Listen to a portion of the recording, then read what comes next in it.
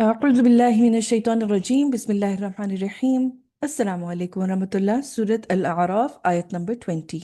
فوسوس لهما الشيطان ليبدي لهما ما وري عنهما من سوآتهما وقال ما نهاكما ربكما عن هذه الشجرة إلا أن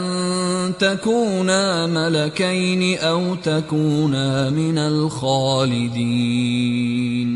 تو شیطان نے ان دونوں کو وسوسے میں ڈالا تاکہ ظاہر کر دے ان پر جو ان سے پوشیدہ تھی ان کی شرمگاہیں، اور ان سے کہا وسوسہ کر کے کہ نہیں روکا ہے آپ دونوں کو آپ کے رب نے اس درخت سے مگر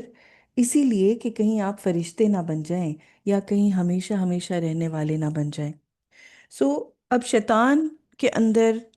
ابلیس کے اندر حسد کی آگ جل رہی ہے، وہ انتہائی جیلسی کا شکار ہے۔ حضرت آدم علیہ السلام اور حضرت حوا کو ان نعمتوں سے لطف اندوز ہوتے ہوئے وہ نہیں دیکھ پا رہا، وہ خوش اور وہ خوشیوں بھری لگژریس لائف کو انجوائے کرتے ہوئے نہیں دیکھ پا رہا، اور خاص طور پر جو خوبصورت لباس انہوں نے پہنا ہوا ہے جنت کا، اور جس حیا والی زندگی وہ جس طرح کی گزار رہے ہیں وہ اس سے برداشت نہیں ہو رہی۔ اس کا جو مقصد تھا وہ کیا ہے؟ لیبدی لہما ما وریا عنہما، کہ وہ اپنی جو شرمگاہیں ہیں من سوآتہما، جو چھپی ہوئی ہیں، جو ایک انڈیسنٹ چیز ان سے پردے میں ہے، اس کو کھولا جائے۔ یہ اس کا مین مقصد ہے،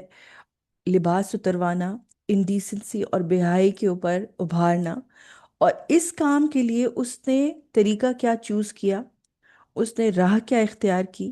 اللہ سبحانہ و تعالیٰ کے خلاف اس نے افترا پردازی کر رہا ہے، اللہ تعالیٰ کے اوپر جھوٹ باندھ رہا ہے، اور یہ کہہ رہا ہے کہ تمہارے رب نے تمہیں اس درخت سے اس لیے روکا ہے کہ اگر تم اس کو کھاؤ گے تو تم فرشتے بن جاؤ گے،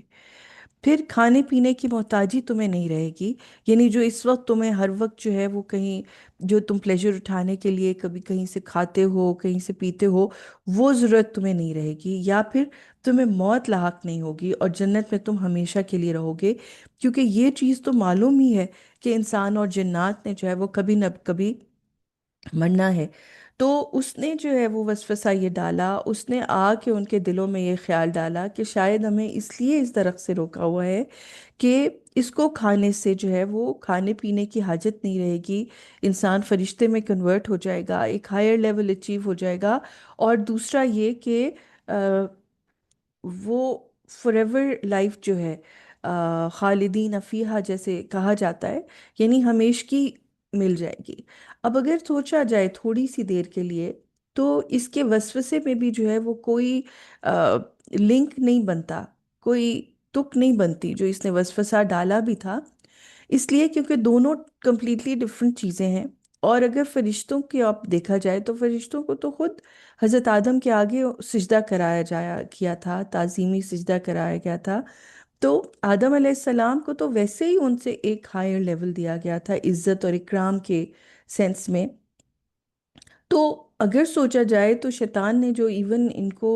یہ ساری جو وسوسے ڈالے تھے اور ان کو یہ ذہن میں ڈال رہا تھا چیزیں، ان میں بھی کوئی کوریلیشن نہیں تھا، لیکن بات یہ ہے کہ جس طریقے سے وسوسہ آتا ہے، جو طریقہ مطلب بار بار پلٹ پلٹ کے آنا اور دل کے اندر خیال ڈالنا، سینے کے اندر آ کے ایک چیز ایک تھاٹ، اور وہ پھر انسان پروسیس کرتا رہے کرتا رہے کرتا رہے، اور انسان کو اس کی اپنی ہی آواز کے اندر یہ بتانا کہ جیسے اس کو لگے کہ یہ اس کا اپنا خیال ہے، ٹھیک ہے۔ شیطان کی جو یہ ٹرک ہے وسوسہ ڈالنے کی، جس میں انسان کو یہ فیل ہونا شروع ہو جاتا ہے کہ یہ کہیں باہر سے نہیں، یہ میری اندر کی آواز ہے، یہ میرا اپنا آئیڈیا ہے، اور وہ بار بار آ کے کہتا رہتا ہے، بار بار آ کے بولتا رہتا ہے، یہاں تک کہ انسان اس پر یقین کر لیتا ہے اور وہ کام کر بیٹھتا ہے۔ یہی کام اس نے حضرت آدم اور حضرت حوا دونوں کے ساتھ کیا تھا، اور وہ درخت، وہ پھل جس کو اللہ سبحانہ و تعالیٰ نے اسٹرکٹلی پروہیبٹ کیا تھا کہ اس کے قریب نہیں جانا، وہ جو ہے کھلانے کے پیچھے درپے ہوا ہوا تھا۔